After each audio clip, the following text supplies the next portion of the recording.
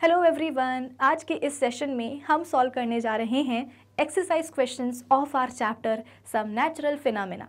देखो, ये जो हमारा क्लास 8 साइंस का 15th चैप्टर है ये ऑलमोस्ट फिनिश हो गया है, क्योंकि इस चैप्टर के सभी टॉपिक्स को हम डिटेल में जाकर के डिस्कस कर चुके हैं। तो अब बारी आती है एक्सरसाइज क्वेश्चंस को सॉल्व करने की।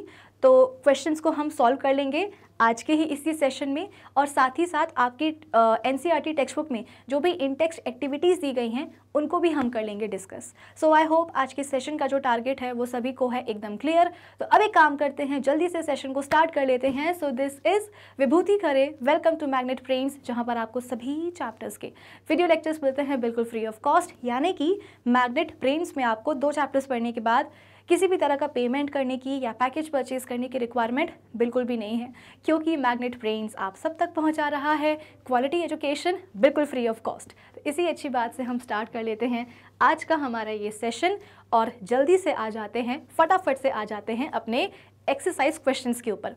तो देखो, पहला क्वेश्चन आपके सामने आ चुका है। पहला सवाल हमसे क्या बोल रहा है कि which of the following can not be charged easily by friction. यानी कि आपके पास यहाँ पे कुछ 4 ऑप्शंस दिए गए हैं और आपको बताना है कि इन चारों ऑप्शंस में से एक वो कौन सा ऑप्शन है जो कि इजीली फ्रिक्शन से चार्ज नहीं होने वाला है। देखो यहाँ पे क्या लिखा गया है कि which can not be charged easily by friction. तो फर्स्ट ऑप्शन क्या है? अ प्लास्टिक स्केल। प्लास्टिक स्केल क्या, आप एक प्लास्टिक की एक पेन भी ले सकते हो, ठीक है। करना आपको क्या है कि इस प्लास्टिक पेन को, या अगर स्केल हो आपके पास तो स्केल को अपने जो ड्राई बाल हैं उस पे ऐसे ऐसे ऐसे ऐसे ऐसे रब करना है, घिसना है। तो रब करने से क्या होगा, बेसिकली ये चार्ज हो जाएगा प्लास्टिक का पेन या प्लास्टिक की स्केल। और जब आप इस प्लास्टिक की स्केल को पेपर के कुछ पीसेस के ऊपर क्या करवाओगे, ऐसे पास करवाओगे, तो पेपर के पीसेस क्या हो जाएंगे, अट्रैक्ट हो जाएंगे। तो ये बात तो बिल्कुल सही है कि प्लास्टिक का जो स्केल है वो आप इजीली फ्रिक्शन से चार्ज कर सकते हो। कॉपर रॉड, कॉपर क्या होता है? एक मेटल होता है।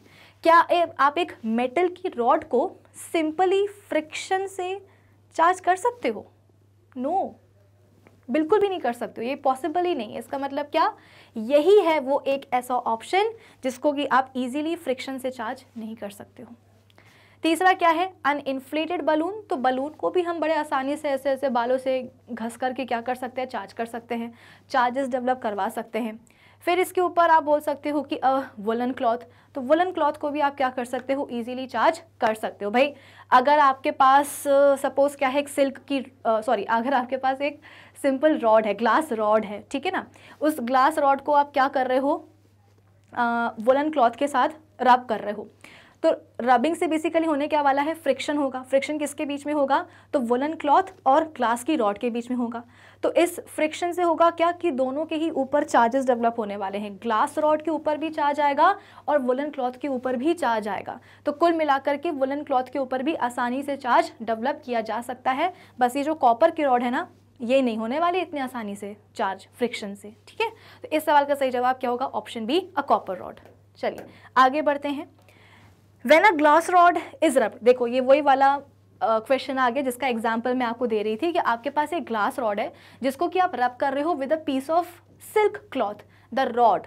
अच्छा, तो बेसिकली अब आपके पास यहाँ पे ऊनी कपड़ा नहीं है, वुलन क्लॉथ नहीं है, आपके पास सिल्क का कपड़ा है जिसको कि आप रब कर रहे हो ग्लास रॉड के साथ। तो क्या होने वाला है, the rod and the cloth both acquire a positive charge. देखो ऐसा है, जब 2 चीज़ों के बीच में फ्रिक्शन होता है ना, जब 2 आप बोल सकते हो कि जब 2 डिफरेंट सरफेसेस के बीच में फ्रिक्शन होता है, तो ये बात सही है कि दोनों ही सरफेसेस के ऊपर, दोनों ही चीज़ों के ऊपर चार्जेस डेवलप हो जाते हैं। लेकिन ये चार्जेस कैसे होते हैं, ऑपोजिट होते हैं। यानी कि अगर एक सब्सटेंस के ऊपर, एक सरफेस के ऊपर पॉजिटिव चार्ज डेवलप हो रहा है तो दूसरे सरफेस के ऊपर नेगेटिव चार्ज ही डेवलप होगा। तो ये वाली बात तो बिल्कुल गलत है कि अगर हम ग्लास रॉड को सिल्क के कपड़े के साथ में घिस के मतलब रब करेंगे तो दोनों के ही ऊपर पॉजिटिव चार्ज डेवलप होगा। नहीं, ऐसा नहीं है, एक के ऊपर पॉजिटिव होगा, दूसरे के ऊपर नेगेटिव होगा। ऑप्शन बी बोल रहा है कि जो रॉड है वो हो जाती है पॉजिटिवली चार्ज और जो कपड़ा है वो हो जाता है नेगेटिवली चार्ज। क्या ये बात सही है? हाँ बिल्कुल सही है, बताई तो है मैंने आपको कितने पहले, ठीक है। तो इस सवाल का सही जवाब क्या होगा, ऑप्शन बी, कि जब हम ग्लास रॉड को सिल्क के कपड़े के साथ में रैप करेंगे तो जो रॉड है उसके ऊपर आएगा पॉजिटिव चार्ज और जो सिल्क का कपड़ा है उसके ऊपर आ जाएगा नेगेटिव चार्ज, ठीक है। ऑप्शन सी क्या है, the rod and the cloth both acquire negative charge. भाई अलग अलग चार्ज आएगा, ना एक जैसा पॉजिटिव ना एक जैसा नेगेटिव। लास्ट क्या है, जो रॉड है वो नेगेटिवली चार्ज हो जाएगी और जो क्लॉथ है वो पॉजिटिवली चार्ज हो जाएगा, नहीं ये भी गलत है, ठीक है ना। तो आप बोल सकते हो कि रॉड होगी पॉजिटिवली चार्ज और जो कपड़ा है वो हो जाएगा क्या, नेगेटिवली चार्ज, ठीक है। इतना समझ में आया सबको। अब हम आगे बढ़ जाते हैं आगे। अच्छा, उसी का आंसर दिया गया है ऑप्शन बी। अच्छा, यहाँ पे एक चीज़ मैं आपको प्रीवियस क्वेश्चन की एक्सप्लेन कर देती हूँ कि यहाँ पे जो हम बोल रहे हैं कि ग्लास रॉड के ऊपर पॉजिटिव चार्ज आया और सिल्क के कपड़े के ऊपर नेगेटिव चार्ज आया, तो ऐसा क्यों हुआ। तो ग्लास रॉड से इलेक्ट्रॉन निकल रहा है तो इसीलिए उसके ऊपर आया पॉजिटिव चार्ज, और क्योंकि ये इलेक्ट्रॉन निकल करके कहाँ जा रहा है, सिल्क के कपड़े में जा रहा है, जिसके कारण सिल्क के कपड़े के ऊपर कौन सा चार्ज आ चुका है भाई, नेगेटिव चार्ज आ चुका है। तो आप ये भी बोल सकते हो कि सिल्क का कपड़ा क्या कर रहा है, ग्लास रॉड से इलेक्ट्रॉन्स ले रहा है, ठीक है। तो इसीलिए कपड़े के ऊपर नेगेटिव चार्ज और रॉड के ऊपर पॉजिटिव चार्ज, ठीक है। चलो, और एक और चीज़ यहाँ पे जो मैंने फर्स्ट क्वेश्चन में आपको एक चीज़ एक्सप्लेन करी थी कि भाई ये जो कॉपर रॉड है ना, ये इजीली फ्रिक्शन से चार्ज नहीं होने वाला है। अदरवाइज ये जो जितने भी हैं बाकी के items, articles, plastic scale, balloon, woollen cloth, ये सब इजीली चार्ज क्यों हो रहे हैं फ्रिक्शन से, क्योंकि ये सभी के सभी नॉन कंडक्टिंग आर्टिकल्स हैं, ठीक है। कॉपर रॉड बेसिकली मेटल की रॉड है ना, तो ये नेचर में कैसी होती है, कंडक्टिंग होती है, और जो कंडक्टिंग मटेरियल्स होते हैं उनको हम इजीली फ्रिक्शन से चार्ज नहीं कर सकते हैं। जो नॉन कंडक्टिंग मटेरियल्स होते हैं जैसे कि प्लास्टिक, बलून, रबर, कपड़ा, इनको हम फ्रिक्शन से इजीली चार्ज कर पाते हैं, ठीक है। तो ये वाला पॉइंट भी क्लियर हो गया, ये भी हो गया। अब हम आ जाते हैं थर्ड क्वेश्चन के ऊपर कि right T against true and F against falls in the following statements. तो आपके पास कुछ स्टेटमेंट्स आए हैं, इन सभी स्टेटमेंट्स में आपको करना क्या है कि जो ट्रू स्टेटमेंट है उसके सामने T लिख देना, जो फॉल्स होगा उसके सामने F लिख देना। फर्स्ट स्टेटमेंट क्या है, like charges attract each other. ये कब से होने लगा भाई, कब से लाइक चार्जेस एक दूसरे को अट्रैक्ट करने लगे, ऑपोजिट चार्जेस अट्रैक्ट करते हैं ना, positive negative attract, positive positive ripple, negative negative ripple, यानी कि ये तो फॉल्स स्टेटमेंट है। सेकेंड क्या है, अ चार्ज्ड ग्लास रॉड अट्रैक्ट्स अ चार्ज्ड प्लास्टिक स्ट्रॉ। ये बात सही है क्या? हाँ, एक्चुअली होता क्या है कि ग्लास रॉड के ऊपर आता है पॉजिटिव चार्ज और जो आप बोल सकते हो कि प्लास्टिक का स्ट्रॉ जो है उसके ऊपर होता है नेगेटिव चार्ज, ठीक है। तो ग्लास रॉड के ऊपर होगा पॉजिटिव चार्ज और प्लास्टिक स्ट्रॉ के ऊपर होगा नेगेटिव चार्ज। इसीलिए जब आप एक चार्ज्ड ग्लास रॉड को चार्ज्ड प्लास्टिक स्ट्रॉ के पास लेकर के आते हो तो उनके बीच में अट्रैक्शन होता है। क्यों? क्योंकि दोनों ही आर्टिकल्स के ऊपर ऑपोजिट चार्जेस हैं, स्ट्रॉ के ऊपर नेगेटिव तो रॉड के ऊपर पॉजिटिव, ठीक है। तो ये ट्रू है। तीसरा क्या है, lightning conductor can not protect a building from lightning. अरे ये कैसे पॉसिबल है भाई? लाइटनिंग कंडक्टर का हम इस्तेमाल करते ही हैं इसीलिए कि जो भी लाइटनिंग के करंट चार्जेस आ रहे हैं वो चार्जेस पूरी बिल्डिंग की लेंथ के अलॉन्ग ना फैल जाएं। वो सभी के सभी चार्जेस जो हैं लाइटनिंग कंडक्टर क्या करता है, उनको कलेक्ट करता है और कहाँ भेज देता है, अर्थ क्रस्ट में, ताकि जितना भी चार्ज है लाइटनिंग के कारण वो अर्थ क्रस्ट में चला जाए, बिल्डिंग वो डैमेज ना करे। तो ये वाली बात तो बहुत ज़्यादा ही गलत है, तो F लिख देते हैं। लास्ट क्या है, earthquakes can be predicted in advance. नहीं, अर्थक्वेक्स का एक मेजर ड्रॉबैक यही तो होता है कि इनको हम पहले से प्रिडिक्ट नहीं कर सकते हैं। अगर कर सकते होते, जैसे कि कई बार आप लोगों ने न्यूज़ चैनल्स में न्यूज़ सुनी होगी कि इस वाले एरिया में, इस वाले जोन में, इस वाले स्टेट में जो है तूफ़ान वगैरह आकर के टकराने वाला है। तो तूफ़ान वगैरह की बातें, लाइटनिंग वगैरह की जो आप बोल सकते हो कि चीज़ें होती हैं, इनको प्रिडिक्ट किया जा सकता है, लेकिन अर्थक्वेक्स का कोई भी एडवांस प्रिडिक्शन पॉसिबल है ही नहीं। इसलिए ये काफ़ी मैसिव डिस्ट्रक्शन कॉज करते हैं, ठीक है। तो ये भी क्या होगा, एक फॉल्स स्टेटमेंट ही होगा। तो फॉल्स ट्रू, फॉल्स फॉल्स। आई बात समझ में? ये क्या है, आंसर की है। Next question, sometimes a crackling sound is heard while taking off a sweater during winters, explain. तो ये चीज़ तो मैंने आपको पहले भी चैप्टर में एक्सप्लेन करी है कि जब हम क्या करते हैं ठंड के मौसम में खूब सारे स्वेटर पहनते हैं ना, तो जब हम स्वेटर को उतारते हैं कभी कभी तो एक क्रैकलिंग साउंड, जैसे चिट चिट की आवाज़ आती है। ऐसा क्यों होता है कि तो जब हम स्वेटर को उतारते हैं ना तो हमारी बॉडी और स्वेटर, बेसिकली ऊन का होता है स्वेटर, तो इन दोनों के ही बीच में रबिंग हो जाती है। रबिंग के कारण फ्रिक्शन हो जाता है। भाई स्वेटर को उतार अपनी बॉडी से तो स्वेटर आपकी बॉडी से घिसटते हुए उतरता है। तो बेसिकली रबिंग होती है, फ्रिक्शन प्रोड्यूस होता है, और इस फ्रिक्शन के कारण आप बोल सकते हो कि बॉडी के ऊपर और स्वेटर के ऊपर अपोजिट चार्जेस डेवलप हो जाते हैं। अब क्या होता है, इलेक्ट्रॉन्स जब बॉडी और स्वेटर के बीच में फ्लो करना शुरू करते हैं एयर के थ्रू, तो इलेक्ट्रॉन्स का जो फ्लो है थ्रू द एयर, इसी को हम क्या बोलते हैं, इलेक्ट्रिक डिस्चार्ज। तो इलेक्ट्रिक डिस्चार्ज के दौरान क्या होता है, एनर्जी रिलीज होती है, और यही एनर्जी आप बोल सकते हो कि क्रैकलिंग साउंड के फॉर्म में रिलीज होती है। आई बात समझ में कि जब हमने स्वेटर को उतारा तो स्वेटर और हमारी बॉडी के बीच में एक रबिंग हुई, एक फ्रिक्शन हुआ। इस फ्रिक्शन के कारण चार्जेस डेवलप हो गए बॉडी के ऊपर, मतलब स्किन के ऊपर भी और स्वेटर के ऊपर भी। तो इलेक्ट्रॉन्स क्या करेंगे, अब एयर के थ्रू फ्लो करना शुरू करेंगे। भाई चार्जेस डेवलप हुए हैं ना, तो इलेक्ट्रॉन्स क्या करेंगे, फ्लो करना शुरू करेंगे एयर मीडियम के थ्रू। तो जब इलेक्ट्रॉन्स फ्लो करते हैं एयर में, एयर के थ्रू, उसे हम कहते हैं इलेक्ट्रिक डिस्चार्ज। इस इलेक्ट्रिक डिस्चार्ज के कारण ही हम बोलते हैं कि एनर्जी रिलीज होती है, और यहाँ पे एनर्जी रिलीज हो रही है in the form of sound. तो इसलिए हमको जब हम स्वेटर उतारते हैं तो हमें चिट चिट चिट चिट की आवाज़ सुनाई देती है।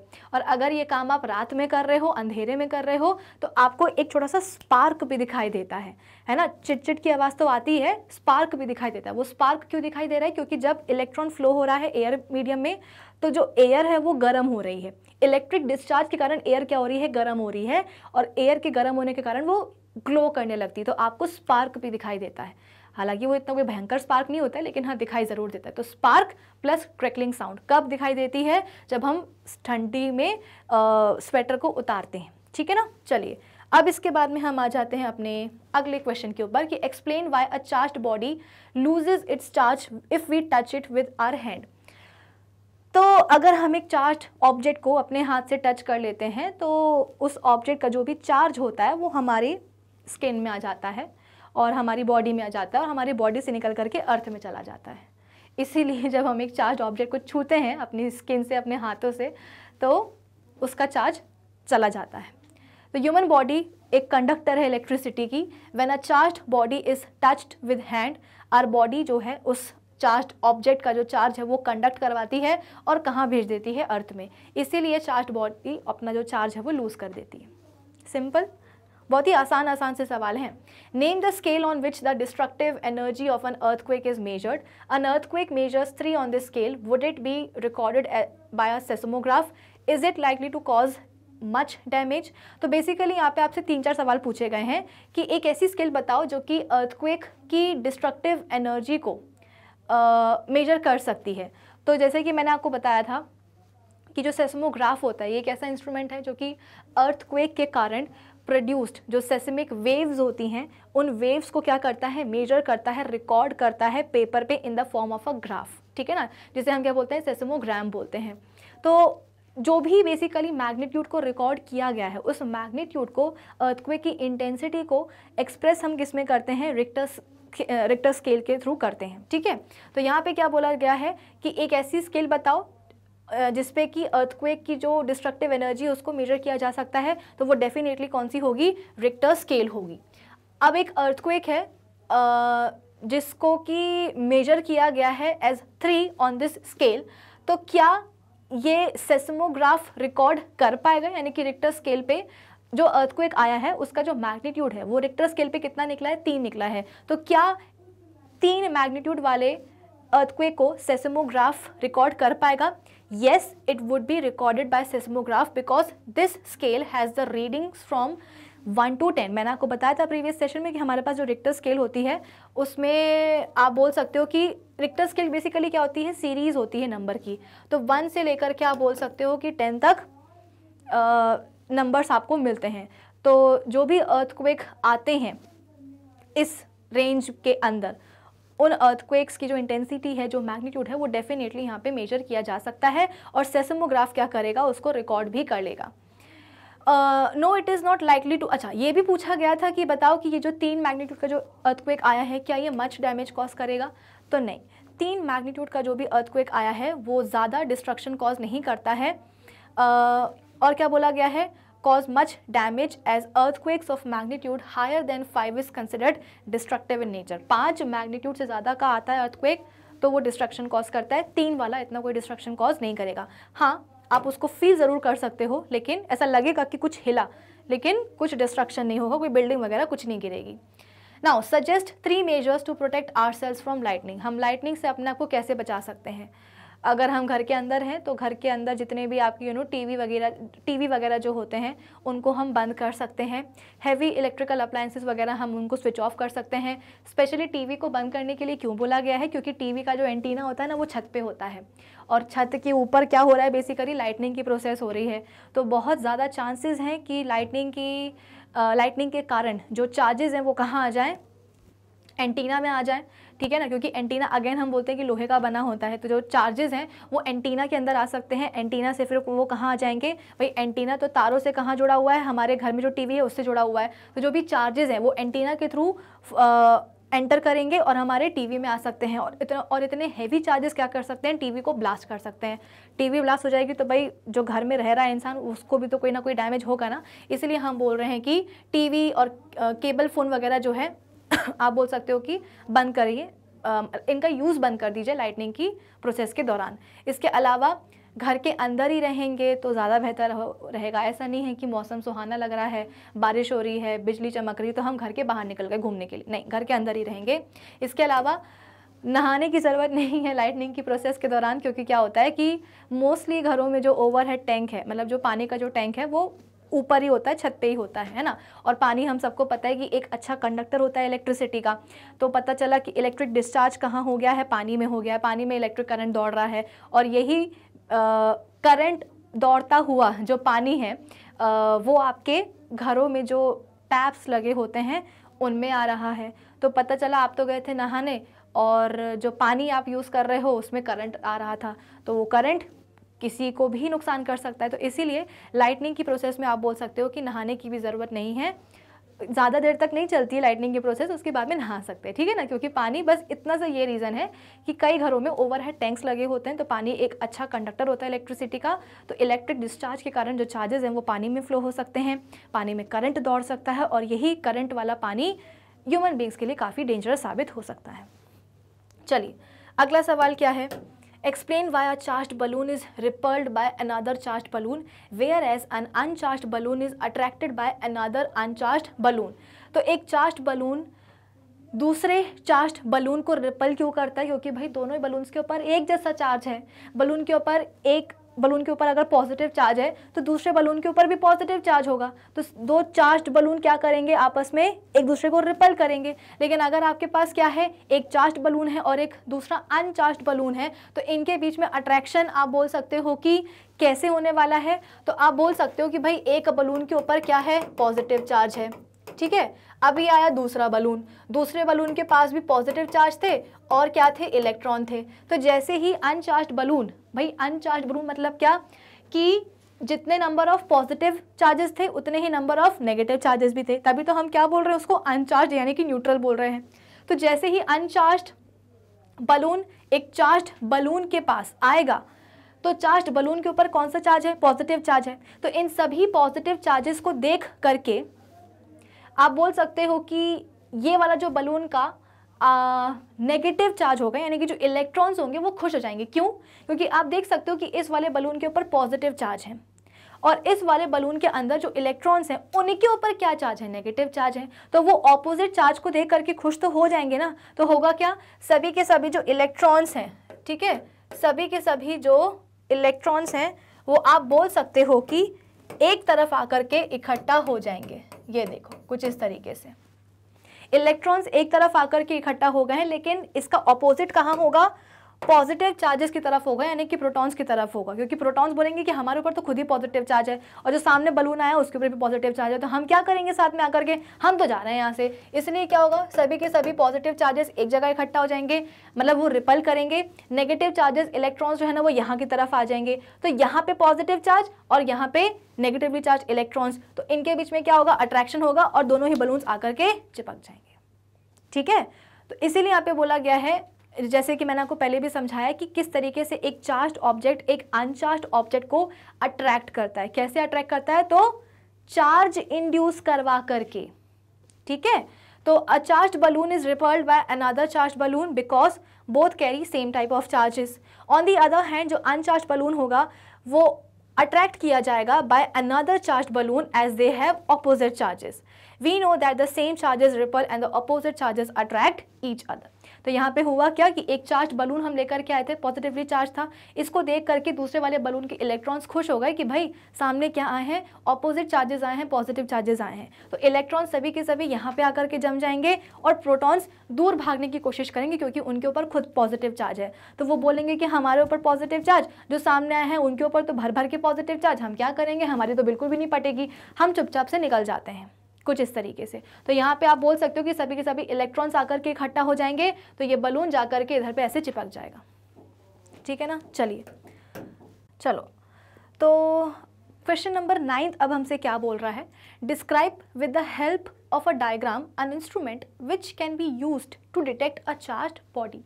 अब हम सबको पता है कि एक ऑब्जेक्ट के ऊपर, एक बॉडी के ऊपर चार्ज है या नहीं है, इस बात का पता हम कैसे कर सकते हैं, तो एक इंस्ट्रूमेंट का यूज़ करके। और उस इंस्ट्रूमेंट को हम प्यार से क्या बोलते हैं, इलेक्ट्रोस्कोप, ठीक है।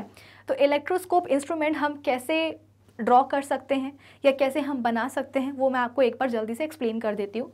कि आपको एक ग्लास की जार लेना है, ताकि ग्लास का हमें क्यों लेना है, ताकि अंदर जो भी चीज़ें चले वो हमें दिखाई दे, है ना, आर पार दिखना चाहिए। तो ग्लास का हमने एक जार लिया है, फिर हमने एक मेटल का तार लिया है, मेटल का तार तो आपने ले लिया, उसका आपने एक एंड पे हुक बनाया है, और इस हुक पे आप क्या करोगे, एल्यूमिनियम फॉइल की एक स्ट्रिप लोगे, उस स्ट्रिप को आप बीच में से ऐसे फोल्ड कर दोगे, वी बना दोगे एल्यूमिनियम फॉइल की स्ट्रिप का, ठीक है ना। और इस वी को आप क्या करोगे, जो हुक है ना मेटल वायर का, उस हुक में जाकर के आप टांग दोगे। फिर जो दूसरा एंड है मेटल वायर का, इस दूसरे एंड को आप कार्डबोर्ड में इंसर्ट कर दोगे, ताकि जो मेटल वायर है वो ऐसे लटकता रहे ग्लास जार के अंदर। फिर कार्डबोर्ड को आप क्या करोगे, जो ग्लास जार है उसका जो माउथ है उसके ऊपर ले जा करके रख दोगे। तो ये क्या हुआ है, आपका एक इलेक्ट्रोस्कोप रेडी हो चुका है। अब सपोज हम क्या कर रहे हैं, एक ये बेसिकली आपकी एनसीईआरटी का ये डायग्राम है, ठीक है। तो जैसा डायग्राम दिया गया एनसीईआरटी में उसी के हिसाब से हम चीज़ें डिस्कस करते हैं। अब सपोज हम एक रॉड लेकर के आए हैं, रॉड के ऊपर चार्ज कैसा है, पॉजिटिव चार्ज है। सपोज हम ग्लास रॉड ही लेकर के आए हैं, ठीक है ना, और ग्लास रॉड के ऊपर हम बोल रहे हैं कि भर भर के चार्जेस हैं। कौन से चार्जेस हैं, पॉजिटिव चार्जेस हैं। तो ऐसे ही जब हम एक पॉजिटिवली चार्ज्ड ग्लास रॉड को कहाँ लेकर के आएंगे, इस इलेक्ट्रोस्कोप के पास लेकर के आएंगे। और कैसे, तो जो मेटल वायर है, जो मेटल वायर है, उस मेटल वायर से हम क्या कर देंगे, ग्लास रॉड को टच करवा देंगे। तो मेटल का वायर है, तो वायर में तो खुद ही क्या होंगे, इलेक्ट्रॉन्स होंगे और प्रोटॉन्स होंगे।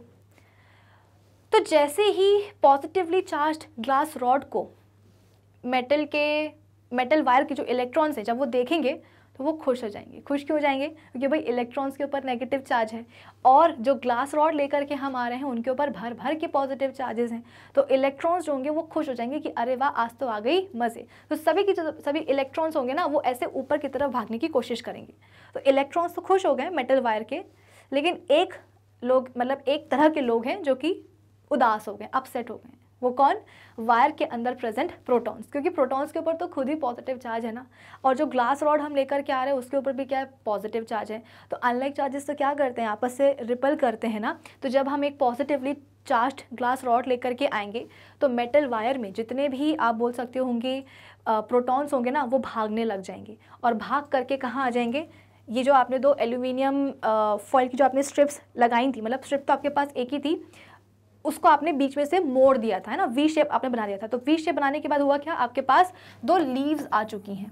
क्या आ चुकी हैं, दो एल्यूमिनियम फॉइल की लीव्स, पत्तियां आ चुकी हैं।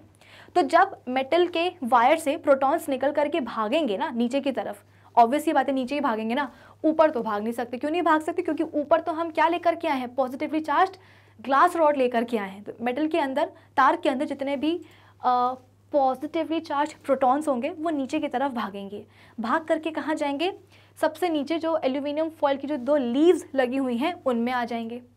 तो इस लीव के ऊपर भी पॉजिटिव चार्ज, इस लीव के ऊपर भी पॉजिटिव चार्ज, तो होगा क्या, दोनों ही लीव्स एक दूसरे को देखेंगे कि अरे तेरे ऊपर भी पॉजिटिव चार्ज, मेरे ऊपर भी पॉजिटिव चार्ज। अब क्या करना पड़ेगा, रिपल करना पड़ेगा। अभी तक रिपल नहीं कर रही थी, लेकिन अब करना पड़ेगा। क्यों करना पड़ेगा, क्योंकि दोनों ही लीव्स के ऊपर सेम चार्जेस आ चुके हैं।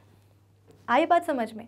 तो कुछ इस तरीके से आप बोल सकते हो कि जब आप चार्ज कोई भी रॉड लेकर के आते हो, पॉजिटिवली चार्ज रॉड लेकर के आते हो, तो डेफिनेटली जो आपकी जो लीव्स हैं वो क्या हो जाती हैं, डाइवर्ज हो जाती हैं। जहाँ लीव्स डाइवर्ज हुई वहाँ समझ लीजिए कि जो भी आप ऑब्जेक्ट लेकर के आए हो उसके ऊपर क्या है, चार्ज है। सिमिलरली अगर आप एक नेगेटिवली चार्ज्ड पेंसिल की रिफिल लेकर के आए हो तो होगा क्या, अब इस मेटल वायर के जो प्रोटॉन्स होंगे ना वो खुश हो जाएंगे। क्यों? क्योंकि अब जो रिफिल आई है उसके ऊपर नेगेटिव चार्ज है और तार के अंदर जो प्रोटॉन्स हैं उनके ऊपर पॉजिटिव चार्ज है। तो सभी के सभी जो प्रोटॉन्स है ना वो ऐसे ऊपर उठने की कोशिश करेंगे।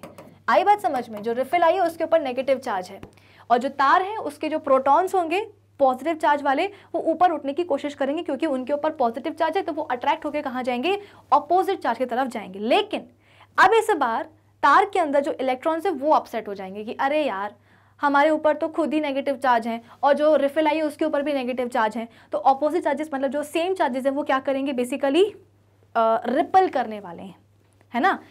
यहाँ पे ऑपोजिट चार्जेस है, प्रोटॉन्स के ऊपर पॉजिटिव चार्ज और रिफिल के ऊपर नेगेटिव चार्ज। तो यहाँ पे ऑपोजिट चार्जेस अट्रैक्ट करने वाले हैं, लेकिन मेटल वायर के अंदर जो इलेक्ट्रॉन्स होंगे ना वो क्या करेंगे, इन नेगेटिव चार्जेस से रिपल करेंगे और रिपल होकर के इलेक्ट्रॉन्स कहाँ भागेंगे, ऊपर तो भाग नहीं सकते, अल्टीमेटली वो नीचे ही आएंगे। नीचे कहाँ आएंगे, तो अगेन दो पत्तियां जो हमने लगा करके रखी है एल्यूमिनियम फॉइल्स की, इन्हीं दोनों पत्तियों में उतर आएंगे। तो इस पत्ती के ऊपर भी नेगेटिव चार्ज, इसके ऊपर भी, इसके ऊपर भी, इसके ऊपर भी। तो दोनों ही पत्तियां एक दूसरे को फिर से देखेंगे कि अरे यार अब मुसीबत है, तेरे ऊपर भी नेगेटिव चार्ज, मेरे ऊपर भी नेगेटिव चार्ज, अब क्या करना पड़ेगा, रिपल करना पड़ेगा।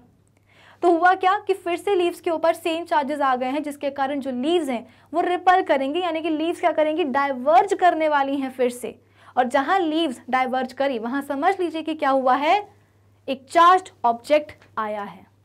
तो कुछ इस तरीके से आप बोल सकते हो कि जो इलेक्ट्रोस्कोप है वो पता लगाता है कि गिवन ऑब्जेक्ट के ऊपर चार्ज है या नहीं है। चार्ज होता है तो वो चार्ज नीचे ट्रैवल करके आ जाता है लीव्स में, जिसके कारण जो लीव्स हैं वो डाइवर्ज हो जाती हैं, रिपल कर जाती हैं।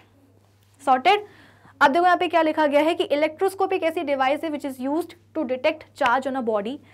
It works on the principle that like charges repel each other while unlike charges attract each other. It consists of a metal rod with thin metal strip or leaf attached to it at the bottom. तो पूरा structure क्या है, आप बोल सकते हो कि पूरा फंक्शन क्या है वो मैंने आपको पूरा का पूरा समझा दिया है।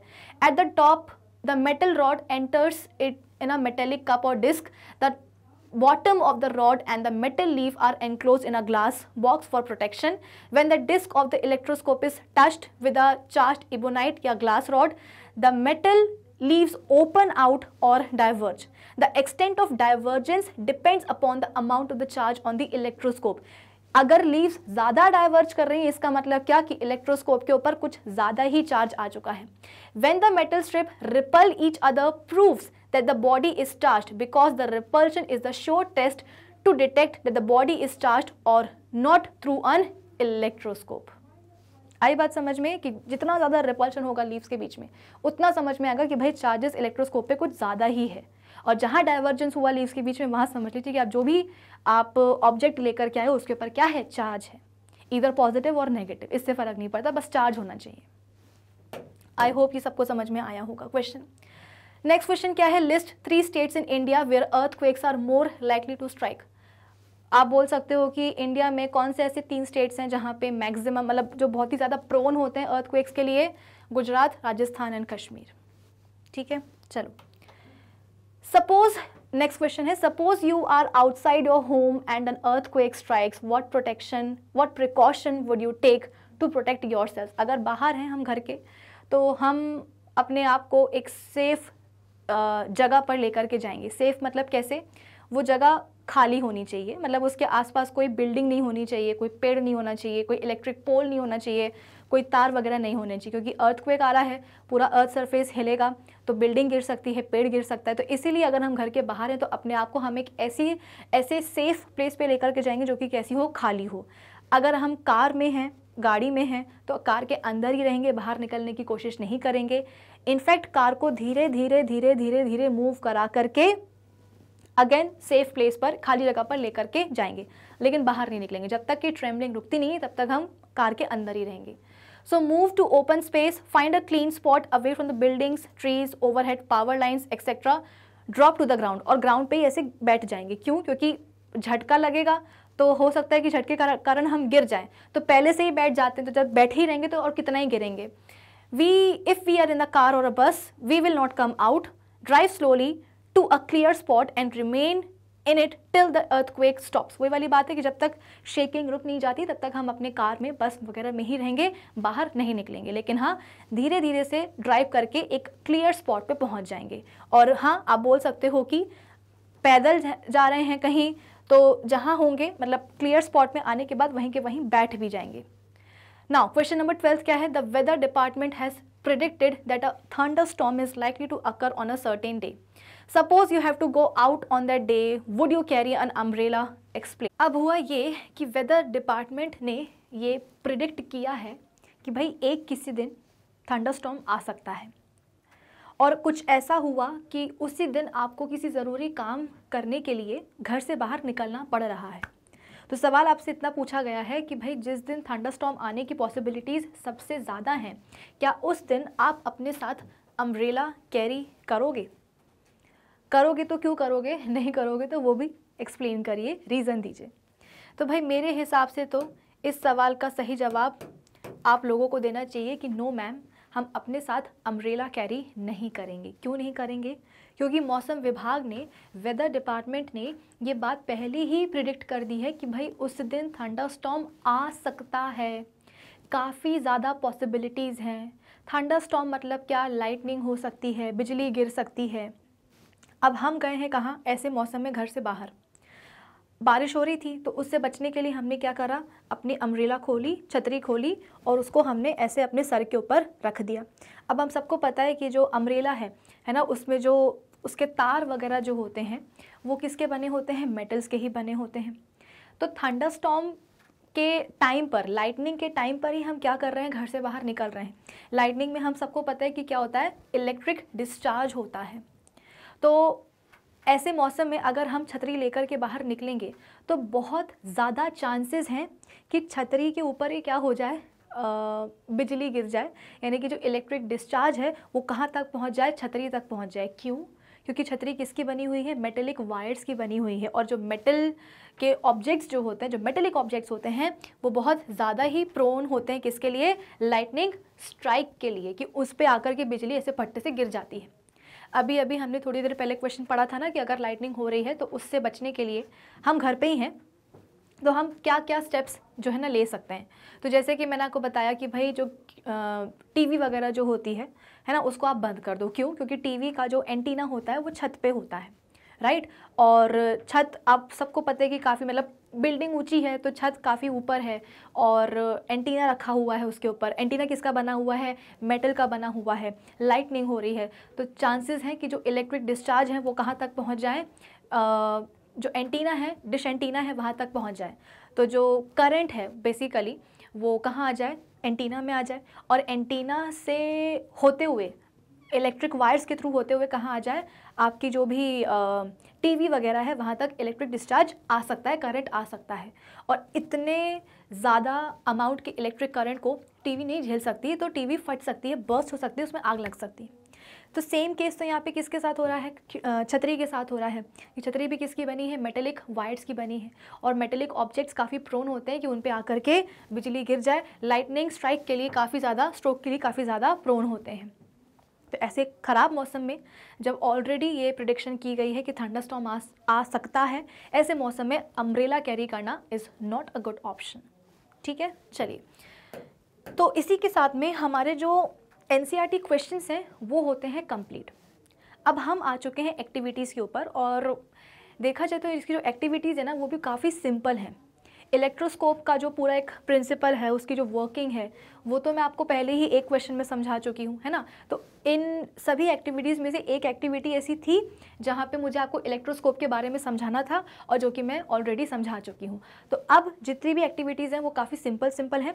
फटाफट से उनको हम एक बार जल्दी से रीड कर लेते हैं। फर्स्ट एक्टिविटी है जो कि आपकी NCERT टेक्स्ट बुक के पेज नंबर 185 पे दी गई है।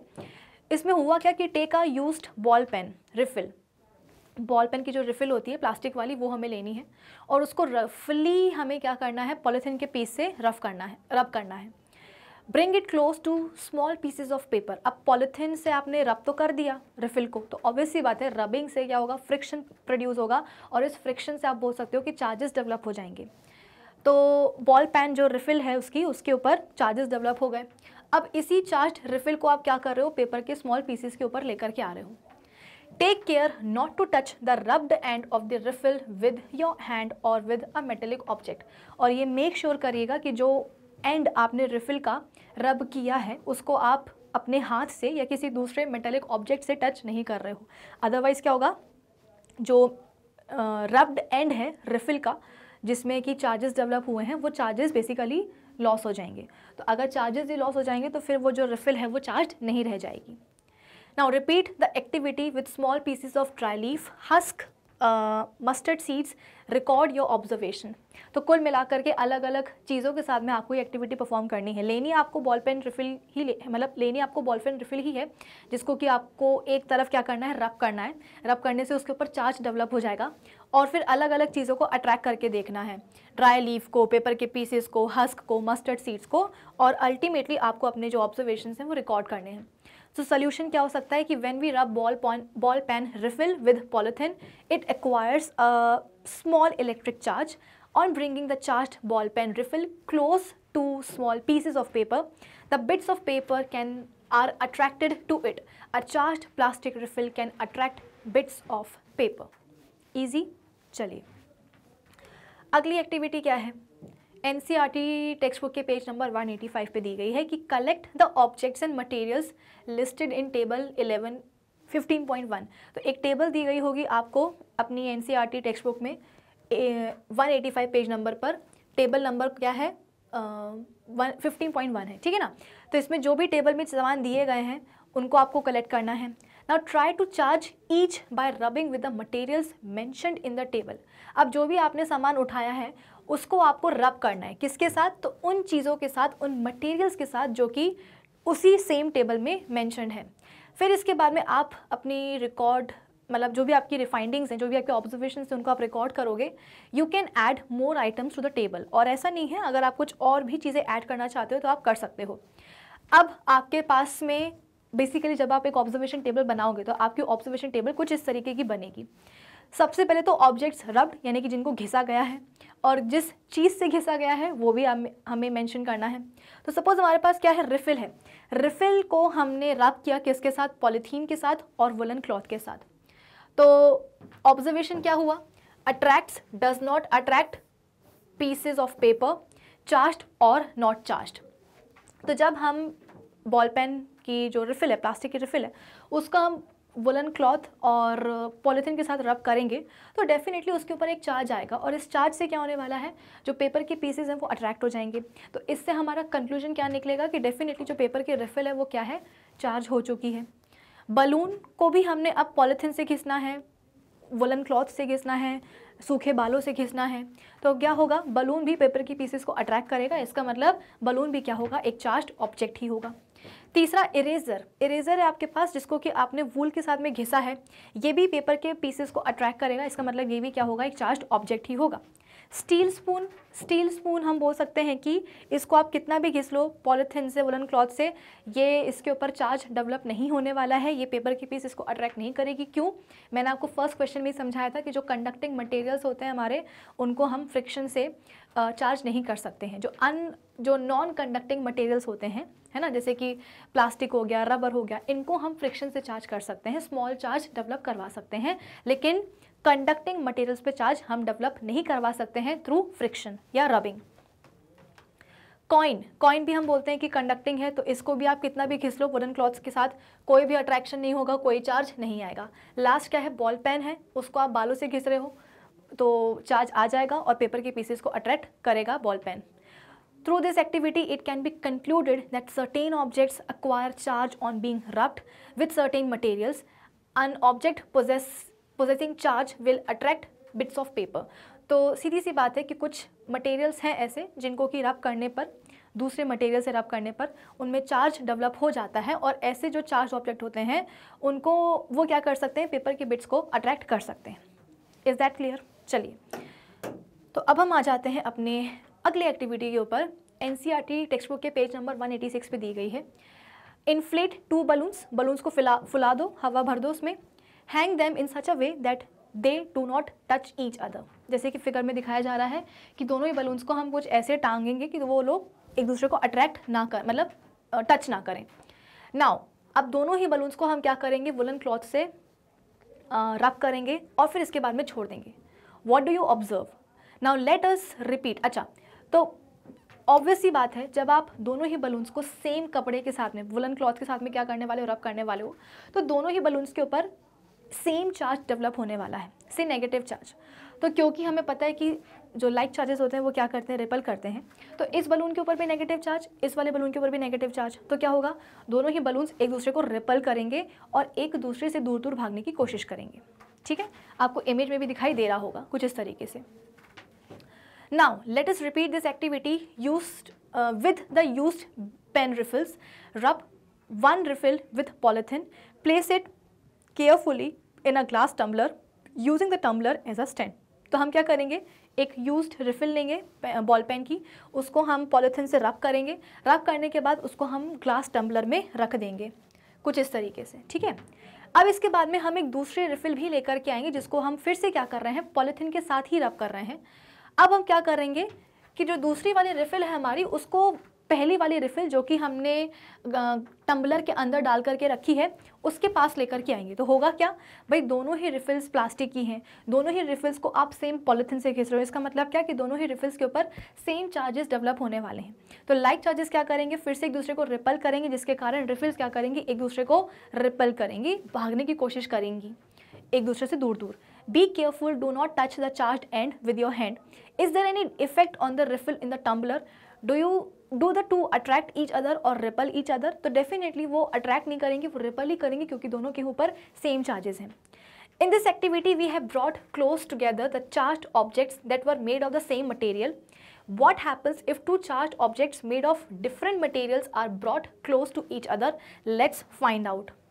Rub a refill and place it gently in a glass tumbler as before figure. Bring an inflated charged balloon near the refill observed. अभी जो हम कर रहे थे एक्टिविटी, 2 बलून्स के साथ कर रहे थे, 2 रिफिल्स के साथ कर रहे थे, तो हुआ क्या, हम 2 ऐसे ऑब्जेक्ट्स ले रहे थे जो कि सेम मटेरियल के बने हुए हों और उनके ऊपर चार्जेस डेवलप करवा करके देख रहे थे कि वो अट्रैक्ट करते हैं या रिपल करते हैं। अब हम जो एक्टिविटी कर रहे हैं उसमें हम 2 अलग अलग चीज़ें ले रहे हैं और दोनों ही अलग अलग चीज़ें अलग अलग मटेरियल्स की बनी हैं।